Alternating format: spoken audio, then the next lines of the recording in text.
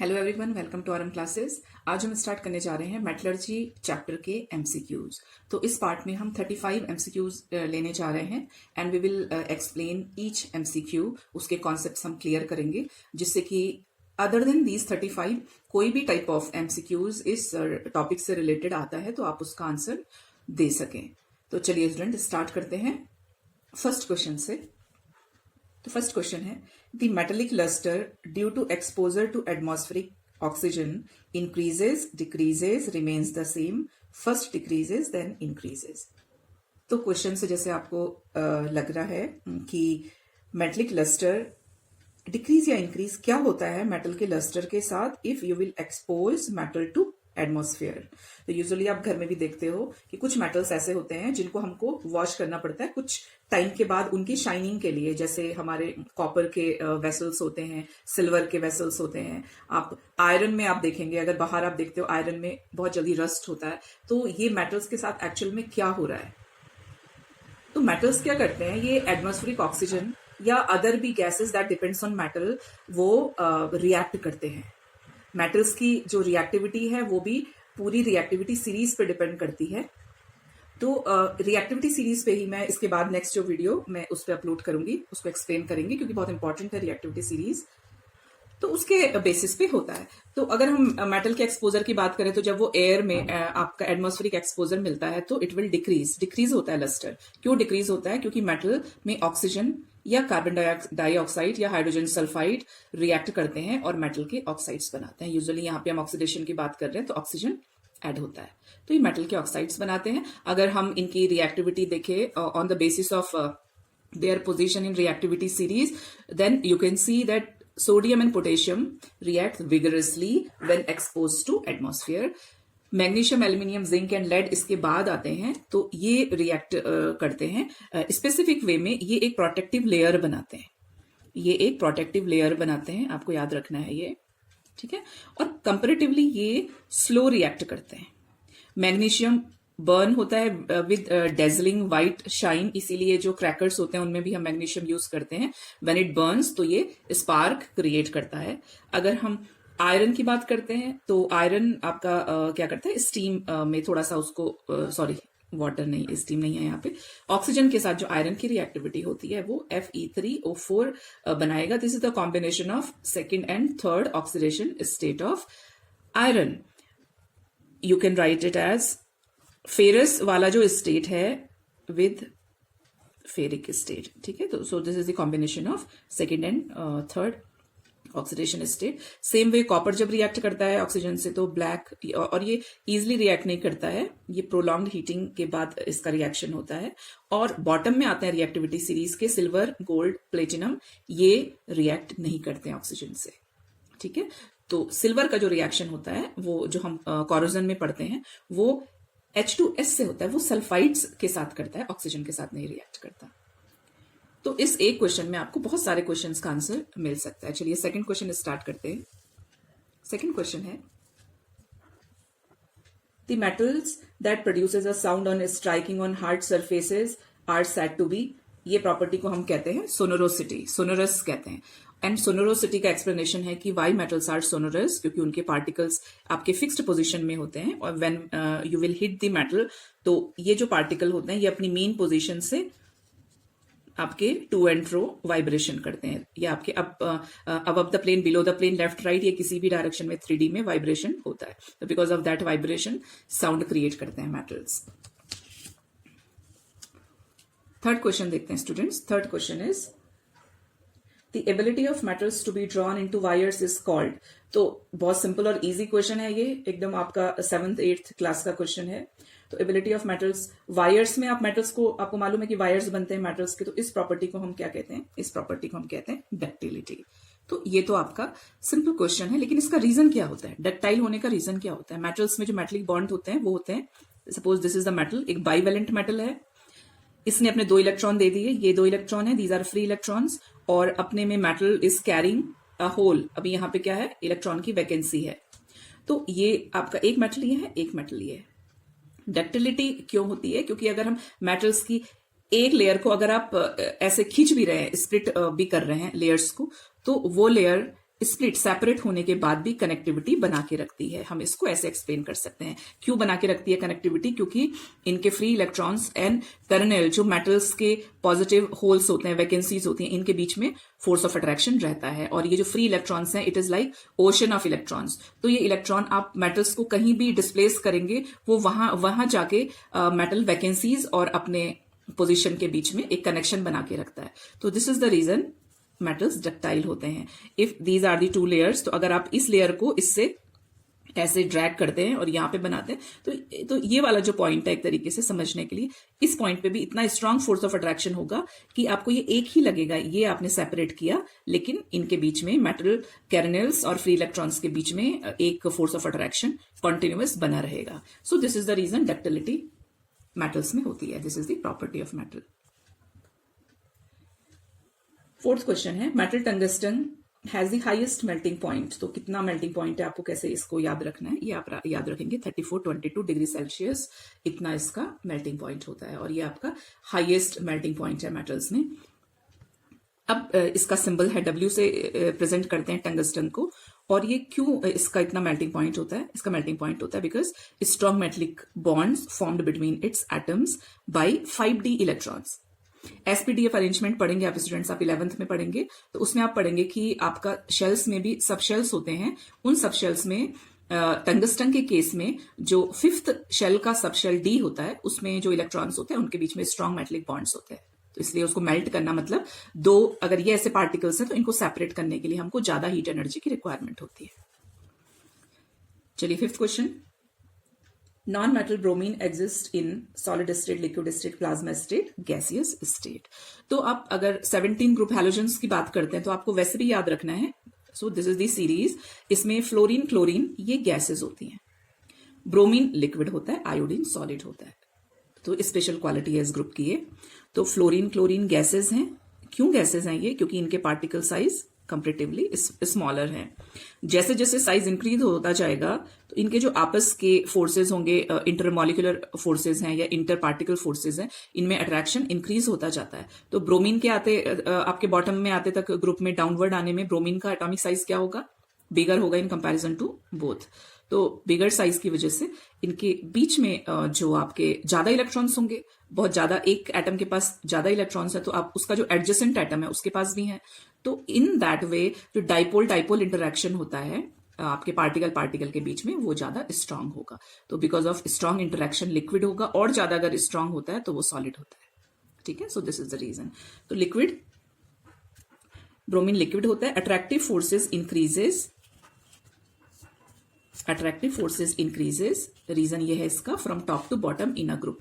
तो जैसे जैसे अट्रैक्टिव फोर्सेज इंक्रीज होंगे ये गैस से सॉलिड होता जाएगा। अगर अट्रैक्टिव फोर्सेज वीक होते हैं तो ये गैस बनता जाएगा, solid liquid gas. 6th question है, dash is the largest hardest natural substance, lithium, sodium, diamond, potassium. So we know that diamond is the hardest natural substance. तो ये तो इसका आंसर है डायमंड, लेकिन इसका एक्सप्लेनेशन क्या होगा? एक्सप्लेनेशन इज कि डायमंड आपका कार्बन का एलोट्रोप है, वी नो दिस। और डायमंड में जो अरेंजमेंट होता है कार्बन कार्बन पार्टिकल्स का, वो टेट्राहेड्रल क्यूबिक अरेंजमेंट होता है। ये टेट्राहेड्रल क्यूबिक क्रिस्टल्स बनाते हैं and this is the 3D structure. इस स्ट्रक्चर में अगर आप देखेंगे तो अगर if this is one carbon atom तो वो अपने एडजेसेंट कार्बन एटम से ऐसे कनेक्ट होता है और ये एक टेट्राहेड्रल अरेंजमेंट होता है। ये अरेंजमेंट जो स्क्वीज हम करते हैं, मिनिमम स्क्वीजिंग प्रोवाइड करता है, मतलब ये कंप्रेस नहीं होगा। कंप्रेस नहीं होगा तो इसमें हार्डनेस ज्यादा होगी, इसका मतलब। So this is the reason. 7th question में आते हैं, the metals aluminium, iron, zinc react with to form their oxides. तो जो एल्यूमिनियम, आयरन, जिंक जो रिएक्टिविटी सीरीज के जिस सेक्शन में होते हैं उस सेक्शन में कैसे रिएक्टिविटी होती है उस पर डिपेंड करता है कि ये ऐसे वाटर के साथ करेंगे या ये आपके स्टीम के साथ, कार्बन डाइऑक्साइड, ओजोन, किसके साथ ये रिएक्ट करके ऑक्साइड्स बनाएंगे। तो कार्बन डाइऑक्साइड एंड ओजोन तो नहीं हो सकता, सो वी हैव 2 ऑप्शंस, तो उनमें हम चेक करेंगे। तो आयरन, एल्यूमिनियम एंड जिंक आपके मिडिल में होते हैं रिएक्टिविटी सीरीज के, मीन्स ये इतने ज्यादा रिएक्टिव नहीं है कि ये डायरेक्टली वाटर से रिएक्ट करें। तो ये जो वाटर से रिएक्ट करते हैं ये स्टीम की फॉर्म में रिएक्ट करते हैं, इसलिए आपको वाटर के यहाँ पे आपको गैस लिखना पड़ेगा, तो जी आपको पुट करना पड़ेगा। ठीक है, तो एल्यूमिनियम स्टीम से रिएक्ट करता है, आयरन स्टीम से रिएक्ट करता है, जिंक स्टीम से रिएक्ट करता है। मीन्स ये बहुत ज्यादा रिएक्टिव नहीं है, इसलिए इनको वाटर को हमको थोड़ा हीटअप करना पड़ता है, फिर इनकी रिएक्शन होगी। तो ये भी आप याद रखेंगे, this is important question. 8th question है, dash is a highly corrosive and fuming liquid. Acetic acid, distilled water, aerated water, aquaresia. Obviously, answer is aquaresia. Then what is aquaresia? Now this is also important question. Aquaresia होता है जब हम 3, ये भी question आता है ऐसे कि कितना रेशियो में रहता है, और ये रेशियो बाई मास है या बाई वॉल्यूम है, तो this is a ratio of volume of acids. ठीक है, तो ये भी एक क्वेश्चन बन सकता है। 3:1 बाई वॉल्यूम हम एसिड्स को लेते हैं, जिसमें 3 जो पोर्शन होगा वो HCl रहता है, और जो 1 पोर्शन होता है वो HNO3 रहता है। ठीक है, एक क्वेश्चन ये बन सकता है इससे। इसका रिएक्शन कैसे होती है, केमिकल रिएक्शन कैसे करता है ये एक्वारेजिया का, जो जब हम मिक्स करते हैं तो जो बनते हैं प्रोडक्ट्स, वो NOCl नाइट्रोसाइल क्लोराइड बनेगा, वाटर बनेगा, और जो सबसे इंपॉर्टेंट जो रिएक्टिविटी के लिए रिस्पॉन्सिबल है वो है नेसेंट क्लोरीन बनता है। ठीक है, तो nascent chlorine, this is very reactive species, so ये आपके गोल्ड एंड प्लेटिनम से भी रिएक्ट कर जाता है। ठीक है, तो कोई भी एसिड गोल्ड एंड प्लेटिनम से रिएक्ट नहीं करता है, लेकिन एक्वारेजिया रिएक्ट करता है गोल्ड एंड प्लेटिनम से। इसीलिए जैसे ओल्ड टाइम में आपने सुना होगा, या विलेजेस में आप सुनते हैं कि कोई गोल्ड की क्लीनिंग के लिए आते हैं लोग, और बहुत सा आपका गोल्ड के कोई भी ज्वेलरी को क्लीन करते हैं और आपको देते हैं। तो वो क्लीनिंग, ड्यूरिंग क्लीनिंग क्या होता है, वो एक्वारेजिया होता है एक्चुअली। तो थोड़ा सा गोल्ड का जो पार्ट होता है, आउटर पार्ट, वो उनके जो सॉल्यूशन है उसमें आ जाता है। तो वो क्या करते हैं, जब आप अपनी ज्वेलरी को वे करेंगे तो उसमें कुछ ग्राम कम रहेगा। क्यों? क्योंकि एक्वारेजिया में गोल्ड सॉल्युबल है। तो इसलिए कभी भी ऐसा नहीं करना चाहिए। अगर कोई आपको आके कहे कि हम वॉश कर देते हैं या आपको शाइन आ जाएगा, तो इसका मतलब है कि वो एक्वारेजिया है और वो वॉश हो जाता है एक्चुअली थोड़ा सा पोर्शन गोल्ड का। ठीक, चलिए 9th question, the science and technology regarding the extraction of metal from ores and their purification for the use is called metallurgy. So this is the chapter, तो इसका आंसर मेटलर्जी होगा। 10th question में आते हैं, aluminium is extracted from its ore, और यहाँ पे option दिए हैं आपको, क्रायोलाइट, सिनेबार, बॉक्साइट, फ्लोरेस्पार। तो स्टूडेंट्स ये आपका एक बहुत इंपॉर्टेंट सेक्शन है, आपको ओर्स लर्न करने पड़ेंगे, स्पेशली जो कुछ बेसिक ओर्स हैं वो आपको जरूर लर्न करने हैं। ये आपके थ्रू आउट दी, जब तक आप पढ़ते हैं, मीन्स एटलीस्ट 12th तक तो बहुत काम आने वाले हैं, और कॉम्पिटिशन पॉइंट ऑफ व्यू से भी इंपॉर्टेंट होते हैं। तो एक बार आप अगर 10th में लर्न कर लेते हैं तो आपको आगे ये हेल्पफुल होगा। तो इस पे भी मैं अभी जो नेक्स्ट वीडियो होगा वो केमिकल आपके रिएक्टिविटी सीरीज और ओर्स पे ही बनाने वाली हूँ, तो जरूर देखिए आप उसको। तो इस क्वेश्चन में पहले हम देखेंगे कि क्रायोलाइट, बॉक्साइट, सिनेबार, फ्लोरेस्पार का फॉर्मूला क्या है। तो जो आपको फॉर्मूला पता होगा तो आपको आंसर भी पता चल जाएगा। तो एल्यूमिनियम किससे एक्सट्रैक्ट कर सकते हैं? सिनेबार तो मरकरी का ओर है, फ्लोरेस्पार कैल्शियम का है, बॉक्साइट एल्यूमिनियम का ओर है, क्रायोलाइट भी एल्यूमिनियम का है, लेकिन ये आपके अदर वेज में एल्यूमिनियम एक्सट्रैक्शन के लिए हेल्प करता है। ये एक्चुअल में जब हम एल्यूमिनियम एक्सट्रैक्शन करते हैं हॉल्स प्रोसेस में, तो उसमें जब बहुत ज्यादा जो फर्नेस हीटअप हो जाता है तो हम ऐड करते हैं इसको, ये टेम्परेचर डाउन करने के लिए होता है। ठीक है, टेम्परेचर, सिस्टम का टेम्परेचर डाउन करता है, तो वहां पे क्रायोलाइट हम यूज करते हैं। तो इसका फॉर्मूला, इसका नाम, और which substance we use to decrease temperature during Hall's process, ये अलग से क्वेश्चन बन के भी आता है। ठीक है, तो इसका आंसर होगा बॉक्साइट। 11th क्वेश्चन है, in the process carbonate ores are strongly heated. ये भी इंपॉर्टेंट है, ये भी आप मार्क करके रखेंगे, इस पे भी क्वेश्चन आता है। तो कैल्सिनेशन इज द प्रोसेस जिसमें आपके कार्बोनेट ओर्स की हीटिंग करते हैं। ठीक है, और कैसे होती है ये? Absence of air, absence of air. अगर आपको याद नहीं होता एब्सेंस एंड प्रेजेंस, तो आप ऐसे याद रखेंगे कि कार्बोनेट में तो ऑलरेडी ऑक्सीजन है, तो एब्सेंस ऑफ एयर होगा। रोस्टिंग जब हम पढ़ने वाले होंगे तो इसमें प्रेजेंस ऑफ एयर होगा, क्योंकि SO2 बनाने के लिए ऑक्सीजन नहीं है यहाँ पे, CO2 बनाने के लिए ऑक्सीजन है यहाँ पे, ये CO2 रिलीज होगा, इसमें SO2 रिलीज होगा, दो अलग अलग गैसेस रिलीज होती हैं दोनों प्रोसेस में। तो कार्बोनेट्स से आप हम आपके ऑक्साइड्स बनाते हैं, जिंक ऑक्साइड बनाते हैं। इस प्रोसेस को हम कैल्सिनेशन कहते हैं। और कैल्सिनेशन आपके दोनों ही प्रोसेस में हीट है, लेकिन कैल्सिनेशन में एब्सेंस ऑफ द एयर होता है, रोस्टिंग में प्रेजेंस ऑफ द एयर होता है। इनमें डिफरेंशिएशन के लिए भी आता है और ऐसे अलग अलग क्वेश्चंस भी बनते हैं। 12th question, in the process sulphide ores are strongly heated. तो रोस्टिंग इज द प्रोसेस जिसमें सल्फाइड ओर्स को स्ट्रांगली हीट करते हैं in the presence of air. तो याद रखेंगे, रोस्टिंग प्रोसेस है सल्फाइड ओर्स के लिए और कैल्सिनेशन प्रोसेस है कार्बोनेट ओर्स के लिए। कार्बोनेट के फॉर्म में, कंबाइंड फॉर्म में होते हैं जब ओर्स। तो दिस इज द आंसर।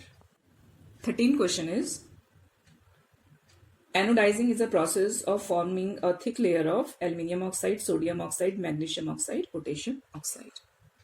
तो स्टूडेंट्स, ये एल्यूमिनियम ऑक्साइड है और ये भी एक इंपॉर्टेंट क्वेश्चन है। एल्यूमिनियम ऑक्साइड एनोडाइजिंग प्रोसेस एक इलेक्ट्रोकेमिकल प्रोसेस है, ठीक है।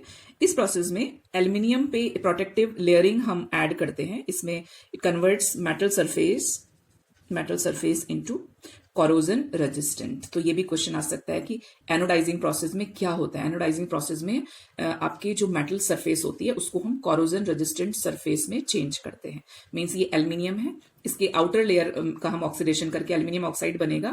तो एल्यूमिनियम ऑक्साइड एक पैसिव लेयर बनाती है, प्रोटेक्टिव लेयर बनाती है। इस लेयर का मतलब मींस इसके नाम है ये, इसको पैसिव लेयर भी कहते हैं, प्रोटेक्टिव लेयर भी कहते हैं। क्यों कहते हैं? क्योंकि जब एल्यूमिनियम ऑक्साइड बन जाता है तो फर्दर ऑक्सीजन इसके अंदर एल्यूमिनियम को पेनिट्रेट करके रिएक्शन नहीं कर पाती है। तो एक तरीके से मेटल खुद को ही प्रोटेक्ट करता है। और इस लेयर में आपका एल्यूमिनियम ऑक्साइड का जो डिपोजिशन होता है वो थ्रू इलेक्ट्रोकेमिकल प्रोसेस है। तो ये this is the anodizing process. तो एनोडाइजिंग में मेटल कौन है? एल्यूमिनियम है, ये याद रखेंगे आप, ठीक है। ऐसे ही जो आपका नेक्स्ट क्वेश्चन है 14th, इसमें मरकरी से रिलेटेड क्वेश्चन है। तो मरकरी का जो एलॉय उसको हम एमलगम कहते हैं। क्वेश्चन पढ़ते हैं पहले। If one of the metal is mercury then the alloy is known as amalgam. तो अगर किसी आपके मेटल का आप एलॉय बना रहे हैं और उसमें आप मरकरी को ऐड कर रहे हैं तो उस एलॉय को हम एमलगम कहते हैं। एमलगम हम यूजुअली यूज बहुत सारी जगह यूज होता है, स्पेशली जो डेंटिस्ट हैं वो टूथ फिलिंग के लिए यूज करते हैं क्योंकि स्ट्रांग होता है और ड्यूरेबल सॉलिड है। 15th question, copper reacts with moist carbon dioxide in the air and slowly loses it shine to gain a green coat. आपसे पूछा है कि वो ग्रीन कोट किसका होता है, तो वो कॉपर कार्बोनेट का होता है। कोरोजन वाले पार्ट में ये भी एक इंपॉर्टेंट सेक्शन है, इसको भी आप याद रखेंगे। कॉपर एटमॉस्फेरिक कार्बन डाइऑक्साइड और ऑक्सीजन से रिएक्ट करता है, ठीक है। मॉइस्चर तो होना ही चाहिए, उसमें मॉइस्चर भी होना चाहिए एयर में। तो ये रिएक्ट करता है और ये बनाता है कॉपर कार्बोनेट, ठीक है। तो कॉपर कार्बोनेट के साथ एक्चुअल में लूजली अटैच्ड कॉपर हाइड्रोक्साइड भी होता है, या इसको कलेक्टिवली हम बेसिक कॉपर कार्बोनेट भी कहते हैं।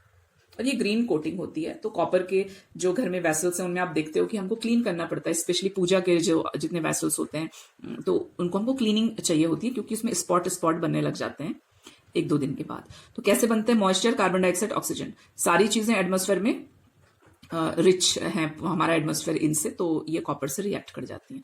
तो answer is copper carbonate. 16th question, dash dash is not a metalloid. इनमें से मेटेलॉइड कौन नहीं है? तो सिलिकॉन मेटेलॉइड है, एंटीमनी मेटेलॉइड है, जर्मेनियम मेटेलॉइड है, aluminium is not metalloid. Now 17th question, has the highest melting point. इनमें से आपसे पूछा है कि किसका हाईएस्ट मेल्टिंग पॉइंट है। तो ये क्वेश्चन हमारा आया था आगे भी, उसमें आपको मेल्टिंग पॉइंट पूछा था, यहाँ पे मेटल पूछा है। तो टंगस्टन W से रिप्रेजेंट करते हैं, इसका हाईएस्ट मेल्टिंग पॉइंट होता है। 18th question, is the most reactive metal. तो इसमें रिएक्टिव मेटल, अगेन यहाँ पे रिएक्टिविटी सीरीज का इंपॉर्टेंस है। तो पोटेशियम आपका one of the most reactive metals consider करते हैं, ठीक है। तो रिएक्टिविटी सीरीज में पोटेशियम रहता है मोस्ट रिएक्टिव मेटल। अब पोटेशियम से ऊपर सोडियम होता है, तो कंफ्यूजन होता है कि सोडियम क्यों नहीं होता है। तो सोडियम इसलिए नहीं होता है कि जब सोडियम 2 शेल्स हैं आपके, सोडियम 3 शेल्स हैं इसके पास, मीन्स 11 तो 281 पोटेशियम के पास 4 शेल्स होते हैं, इसका साइज एटॉमिक साइज थोड़ा सा इंक्रीज हो जाता है सोडियम के कंपैरिजन में। तो इलेक्ट्रॉन मेटल्स में रिएक्टिविटी, एल्कली में रिएक्टिविटी किस पे डिपेंड करती है, लॉस ऑफ इलेक्ट्रॉन कैसे करता है। तो जैसे जैसे हम डाउन द ग्रुप आएंगे तो पोटेशियम एकदम मॉडरेट, एकदम फिक्स्ड आपका पोजिशन पे है, मीन्स परफेक्ट पोजिशन में है, जिसमें कि आयनाइजेशन एनर्जी भी इसकी लो होती है इन कंपैरिजन टू सोडियम, इसलिए पोटेशियम सोडियम से भी ज्यादा रिएक्टिव कंसीडर करते हैं। तो आंसर होगा पोटेशियम। 19th क्वेश्चन है, is the formula of cuprite. तो यहाँ पे जो ऑप्शंस दिए हैं हमको, Cu2O, Cu2O, Cu2S, copper carbonate, copper chloride, ठीक है, दीज आर द आंसर। तो क्यूपराइट का फॉर्मूला पूछा है हमसे, तो Cu2O is cuprite. So this is the formula of cuprite. S sulphide आ जाता है, सल्फाइड कॉपर ग्लैंस का फॉर्मूला है, मेलेकाइट कॉपर कार्बोनेट, और CuCl2 hydrated blue green colour का होता है। इसको आपको लर्न करने की जरूरत नहीं है, डायरेक्ट ऐसे सिलेबस में नहीं है आपके, बट ये 3 आपको लर्न करने पड़ेंगे, ठीक है। दिस इज एरियो कैल्साइट, तो ये आपका ये आंसर होगा क्यूपराइट। 20th क्वेश्चन देखते हैं। 20th क्वेश्चन है, cassiterite is an ore of copper, silver, calcium, tin. तो ये टिन का ओर है, तो cassiterite is actually synonyms of tin oxide.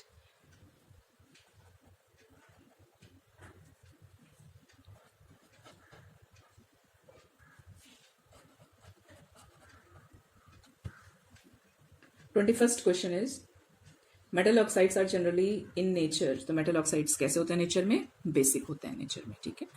Basic होते हैं, क्यों होते हैं बेसिक? तो ये इसका एक्सप्लेनेशन है यहाँ से। बेसिक होते हैं क्योंकि ये एसिड्स के साथ रिएक्ट करके सॉल्ट देते हैं। तो कोई भी आप मेटल ऑक्साइड लीजिए, एक एसिड लीजिए, आपको सॉल्ट मिलेगा, वो सॉल्ट बनाते हैं, इसलिए हम उनको बेसिक कंसिडर करते हैं। Question 22, dash dash is a non metal which conducts electricity. तो यहाँ पे graphite is the non metal which conducts electricity, और इसका आंसर होता है कि ग्रेफाइट जो एलोट्रॉप है कार्बन का, उसमें एक फ्री इलेक्ट्रॉन होता है। ये फ्री इलेक्ट्रॉन, ये बॉन्ड नहीं बनाता और ये बिटवीन द लेयर्स रहता है। ग्रेफाइट एक हेक्सागोनल अरेंजमेंट में होता है, कार्बन एटम्स के हेक्सागोनल अरेंजमेंट होता है इसका, और इसका ये एक कार्बन है, suppose this is the carbon, तो ये एडजेसेंट 1 कार्बन, 2 कार्बन, 3 कार्बन से तो बॉन्ड बनाता है, लेकिन एक इसका फ्री इलेक्ट्रॉन रहेगा, ये बॉन्ड नहीं बनाएगा। So because of this electron graphite slippery भी होता है, सॉफ्ट होता है सब्सटेंस, और यही आपका इलेक्ट्रॉन है which is responsible for conductivity. 23 question, is an oxide which is amphoteric. ये भी स्टूडेंट इंपॉर्टेंट क्वेश्चन है। एम्फोटरिक ऑक्साइड हम चेक करेंगे इसमें, तो copper oxide, magnesium oxide, zinc oxide, calcium oxide. Zinc oxide amphoteric oxide होता है, जैसे एल्यूमिनियम ऑक्साइड एम्फोटरिक होता है, जिंक ऑक्साइड भी एम्फोटरिक ऑक्साइड होता है, ठीक है। एम्फोटरिक ऑक्साइड है ये। और अगर आपसे इसका एसिड के साथ reaction means if it is behaving like base, तो it will react with acid and it will form salt, zinc chloride. ये तो इजी है, बना देंगे आप। बट ये आ सकता है कि व्हेन आपका zinc oxide behaves as acid और आपका इट रिएक्ट्स विद एल्कली, तो ये सॉल्ट जो बनाता है वो आपका कॉम्प्लेक्स सॉल्ट होगा थोड़ा। तो इसका आप फॉर्मूला याद रखना, दिस इज सोडियम जिंकेट, तो इसमें जिंक और ये 2 और यहाँ पे 2 Na2ZnO2, ठीक है, ये याद रखना है आपको। ये वैसे भी क्वेश्चन आता है, मीन्स आपका short answer question. 24, the reactivity of metal with dilute HCl in decreasing order. तो डाइल्यूट HCl से जो रिएक्टिविटी का डिक्रीजिंग ऑर्डर है वो ये है। ये तो आपके यहाँ ये दिस इज द ऑर्डर, यहाँ से अब मैग्नीशियम, एल्यूमिनियम, जिंक, तो एन आयरन, ठीक है। ये रिएक्टिविटी सीरीज है फॉर एसिड्स और ये आपका ऑर्डर है, तो ये भी आपको लर्न करनी है। Cinnabar is an ore of, 25th question है, cinnabar is an ore of mercury. ये एक कॉमन ओर है और इसको आपको याद करना है। ये सल्फाइड है, सिनेबार इज, ये सल्फाइड कैटेगरी में आएगा, मीन सल्फाइड्स जो ओर्स हैं उनमें आता है ये मरकरी का। 26th, the main constituent of bauxite is, आपको याद रखना है, aluminium oxide. 27th question, which method is used for purification of more reactive metals? Again ये भी इंपॉर्टेंट क्वेश्चन है और ये इस पे भी क्वेश्चन बनते हैं, मीन्स डिफरेंट वे से शॉर्ट आंसर क्वेश्चन भी बनते हैं इसमें और ऐसे एमसीक्यूज भी आते हैं। तो जो हाईली रिएक्टिव मेटल्स होते हैं उनका जो 27th क्वेश्चन, हाँ, उनका जो हम प्यूरिफिकेशन करते हैं उसके लिए हम यूज करते हैं मेथड। अभी जिस इसमें फर्स्ट है आपका, तो केमिकल रिडक्शन भी नहीं कर सकते, रोस्टिंग एंड कैल्सिनेशन भी नहीं होता, इनका इलेक्ट्रोलिटिक रिडक्शन होता है। तो इसका आंसर होगा इलेक्ट्रोलिटिक रिडक्शन। और इलेक्ट्रोलिटिक रिडक्शन कैसे होता है वो हम देखेंगे। पहले हम ये देखेंगे कि क्यों होता है, रोस्टिंग कैल्सिनेशन क्यों नहीं करते हम इनका, या हम इनका केमिकल रिडक्शन क्यों नहीं करते, इलेक्ट्रोलिटिक क्यों करना होता है। इसलिए because they are highly reactive, ठीक है। और अगर आप इनका आपका केमिकल रिडक्शन करते हैं तो इनके जो ऑक्साइड्स होंगे वो स्टेबल होते हैं। ऑक्साइड, और ऑक्साइड बनाता है तो स्टेबल ऑक्साइड होते हैं। जैसे Na2O बनाया तो वो स्टेबल होगा, लेकिन अब आप उस O को सेपरेट करोगे और आपको अगर सोडियम चाहिए और आपने ऑक्सीजन को सेपरेट करना है और आप अगर उसको हीट करते हो, एक पॉइंट ये भी है, एक पॉइंट ये भी, और अगर आप उसको हीट करेंगे O को सेपरेट करने के लिए कार्बन की प्रेजेंस में स्मेल्टिंग अगर आप करते हैं फॉर रिडक्शन, तो इसके ऑक्साइड्स इतने स्टेबल हैं कि सपोज आप ऐसा कर रहे हो, आपने ये बनाया ऑक्सीडेशन से, अब आप इसको सेपरेट कर रहे हो, आप सोच रहे हो कि ये Na बने और यहां पे CO और ये सेपरेट हो जाए, तो ये क्यों नहीं होगा, ठीक है, ये नहीं होगा। ये इसलिए नहीं होगा क्योंकि पहले तो इसको O को Na से सेपरेट करना बहुत टफ है, ठीक है, वो नहीं होगा सेपरेट क्योंकि स्टेबल होते हैं इनके ऑक्साइड्स। लेकिन अगर आप इसको टेम्परेचर इंक्रीज करते जाते हो, अगर आप इसका हाई टेम्परेचर करते हो तो ये कार्बाइड बना देंगे, लेकिन ये सेपरेट नहीं होंगे, मीन्स ये कार्बन से रिएक्ट कर जाएंगे, तो ये कार्बन से रिएक्ट करके कार्बाइड बना देते हैं। तो आपको एक्सट्रैक्शन प्यूरिफिकेशन होगा ही नहीं, आपको सोडियम मिलेगा नहीं या पोटेशियम नहीं मिलेगा आपको, ठीक है, एल्यूमिनियम नहीं मिलेगा आपको। तो क्या करते हैं फिर, इनका हम इलेक्ट्रोलिटिक रिडक्शन करते हैं। इलेक्ट्रोलिटिक रिडक्शन बहुत सिंपल होता है। हमको क्या करना होता है, इनका इलेक्ट्रोलिसिस करना होता है। हम करंट पास करते हैं, थोड़ा सा एसिड रिलेटेड सॉल्यूशन होता है। इस स्टेज में मॉल्टन सोडियम क्लोराइड की बात कर रहे हैं, यहाँ पे कोई एक्वा सॉल्यूशन नहीं है, मेल्ट किया है बस इसको, ठीक है। तो मेल्ट किया है तो ये Na+ और Cl- में सेपरेट हो जाते हैं। ये सेपरेट होते हैं तो Na+ कैथोड पे आके एक इलेक्ट्रॉन गेन करता है और आप देखिए यहाँ पे आपको सोडियम सेपरेट हो गया। Same for aluminium, Cl anode पे आएगा, ये एक इलेक्ट्रॉन ये लूज करेगा और यहाँ पे क्लोरीन गैस बन जाएगी। मैंने हाफ Cl2 बनाया है, आप यहाँ पे 2 Cl लेके Cl2 भी बना सकते हैं, ठीक है। तो इसीलिए इनका इलेक्ट्रोलिटिक रिडक्शन करना पड़ता है। नेक्स्ट क्वेश्चन है 28th question, substance use to decrease the melting point of alumina in Hall's process. ये क्वेश्चन पहले भी आया था और ये हमने बताया था कि आता है इसमें क्वेश्चन। तो वो सब्सटेंस है क्रायोलाइट। क्रायोलाइट सब्सटेंस भी पूछते हैं, कभी उसका फॉर्मूला भी पूछते हैं, तो दोनों आपको याद रखना है। क्रायोलाइट।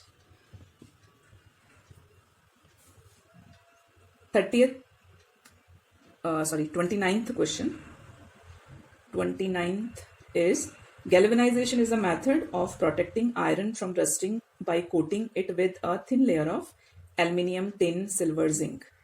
तो जब भी गैल्वेनाइजेशन की बात करते हैं तो इसका मतलब वो जिंक याद रखेंगे आप, ठीक है। तो यहाँ पे भी आप हम कॉरोजन के प्रोटेक्शन के लिए इसको कॉरोजन रेजिस्टिव कोटिंग प्रोवाइड कर रहे हैं, तो इसमें रस्टिंग से इसका प्रिवेंशन कर रहे हैं। 30th question, copper react with moist carbon dioxide in air and slowly loses its shine to gain a green coat।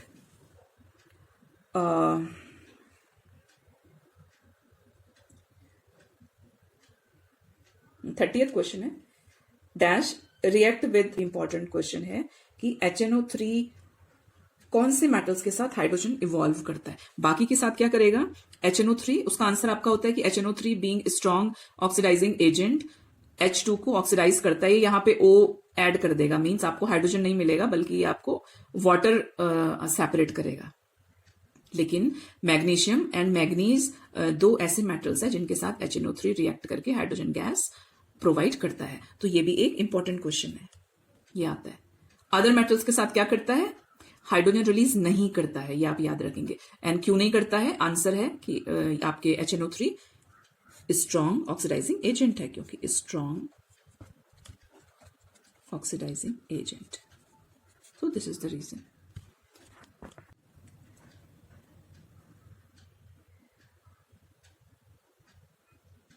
31st question है, silver articles become black on prolonged exposure to air, this is due to formation of, ये भी हमने अभी आगे discuss किया था।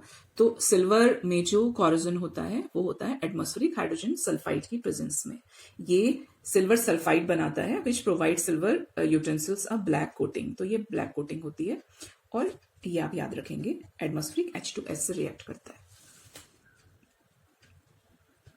32 in tinning a layer of molten metal is deposited on metal. Tin, तो जैसे इसका नाम है टिनिंग, वैसे ही जो इसका मेटल है वो भी टिन है। जैसे गैल्वेनाइजेशन था, जिंक था, एमलगम था, मरकरी था, वैसे टिनिंग में टिन होगा, Sn। तो ये आपका सिंपल सा क्वेश्चन था। Process of thin coat of wrought iron और स्टील विद टिन, ठीक है, ये याद रखेंगे। तो ये भी करोजन रेजिस्टिविटी प्रोवाइड करता है। 33 क्वेश्चन है, stainless steel in addition to iron contains, तो स्टेनलेस स्टील, ये जो क्वेश्चन है आपका ये इस फॉर्म में भी आता है कि स्टेनलेस स्टील में आपको जैसे ऑप्शंस होंगे ब्रॉन्ज, ब्रास, स्टेनलेस स्टील और कोई और एक ऑप्शन हो सकता है, और आपसे पूछेंगे कि which of the following alloy contains non metal, तो non metal stainless steel contain करता है, ठीक है। तो यहाँ पे ये कार्बन कंटेन करता है, लेकिन यहाँ पे ये ऑप्शन इसलिए नहीं हो सकता क्योंकि यहाँ पे मैग्नीज है, ठीक है, तो मैग्नीज कंटेन नहीं करता क्योंकि, तो ये ऑप्शन नहीं होगा। कार्बन क्योंकि बहुत कम परसेंटेज में कंटेन करता है, तो it can be the answer, क्योंकि इसका जो ज्यादा परसेंटेज होता है, स्टेनलेस स्टील भी आपके डिफरेंट टाइप्स ऑफ स्टील्स होते हैं, तो यहाँ पे जो मेन है कॉम्पोजिशन, तो हम कार्बन वाला नहीं देखेंगे, हम क्रोमियम एंड निकल देखेंगे। तो एक टाइप ये भी होता है जिसमें 18% क्रोमियम एंड निकल का 8% होता है, तो ये इसका आंसर होगा, निकल and chromium. 34 question, which one of the following ore cannot be concentrated by electromagnetic separation, ठीक है। तो electromagnetic separation is a type of concentration of ore। जब आप ores मेटलर्जी स्टार्ट करते हैं तो कॉन्सेंट्रेशन का मतलब होता है एक तरीके से क्लीनिंग, जैसे हम फिजिकल कॉन्सेंट्रेशन, जैसे सपोज आपको कोई चीज डस्ट में मिली है आपको, और तो आप क्या करेंगे, घर आके पहले उसको क्लीन करते हैं, उसके बाद हम आगे प्रोसेस करेंगे। तो कॉन्सेंट्रेशन भी ऐसा ही है, जब हम अर्थ क्रस्ट से हमको ओर्स मिलते हैं तो उनमें डिफरेंट टाइप्स ऑफ इंप्योरिटीज होती हैं, वो इंप्योरिटीज फिजिकल भी होती हैं और केमिकल इंप्योरिटीज भी होती हैं। तो कॉन्सेंट्रेशन प्रोसेस होता है सेपरेशन ऑफ इंप्योरिटीज का। तो यहाँ पे electromagnetic separation is also a type of concentration process. तो इलेक्ट्रोमैग्नेटिक सेपरेशन में वो ओर्स में इंप्योरिटीज का सेपरेशन करते हैं जो ओर फेरोमैग्नेटिक कैरेक्टर्स रखते हैं या जो मैग्नेट की तरफ अट्रैक्ट होने वाले कैरेक्टर्स रखते हैं। तो उनमें आपके आयरन, कोबाल्ट, निकल, ये जो सब्सटेंस होते हैं तो ये रखते हैं, या आपकी थोड़ी सी माइन्यूट प्रॉपर्टीज अगर फेरोमैग्नेटिज्म नहीं है तो पैरामैग्नेटिक सब्सटेंस भी स्लाइटली अट्रैक्ट होते हैं, लेकिन जो डाईमैग्नेटिक होंगे वो बिल्कुल भी नहीं होंगे। तो डाईमैग्नेटिक में यूजुअली, क्योंकि हम ओर्स में कॉपर्स की बात करते हैं, मतलब कॉपर्स भी बहुत आता है ओर्स में, तो यूजुअली कॉपर जो कि आपका +1 ऑक्सीडेशन नंबर वाला कॉपर होगा वो नहीं होगा, क्योंकि वो प्योर डाईमैग्नेटिक होता है, और डाईमैग्नेटिक सब्सटेंस क्या होते हैं, वो रिपेल होते हैं मैग्नेटिक फील्ड में। तो यहां पे हम चेक करेंगे पहले क्रोमाइट, तो क्रोमाइट क्रोमियम का ओर है, दिस इज द फॉर्मूला, ठीक है। इसमें भी आयरन है, ये इसका सेपरेशन हो सकता है इलेक्ट्रोमैग्नेटिक सेपरेशन के थ्रू। मैग्नेटाइट, ये तो आयरन का ही ओर है, इसका भी होगा। फिर आता है आपका पायरोलुसाइट, ये मैग्नीज का ओर है, इसमें Mn है, इसका भी हो सकता है, क्योंकि Mn में हम देखते हैं ना आपके बहुत सारे अनपेयर्ड इलेक्ट्रॉन्स होते हैं। लास्ट आता है क्यूपराइट, क्यूपराइट कॉपर का ओर है, क्यूपराइट कॉपर का ओर है, ठीक है। तो कॉपर में डाईमैग्नेटिक रहेगा, यहाँ पे कॉपर भी कैसे वाला है, ये 1 ऑक्सीडेशन नंबर वाला है, तो ये डाईमैग्नेटिक होगा, तो कॉपर नहीं होगा। तो यहाँ पे जो आंसर होगा वो होगा क्यूपराइट, क्यूपराइट का नहीं होगा, बाकी का इसमें कॉन्सेंट्रेशन मैग्नेटिक सेपरेशन के थ्रू हो सकता है।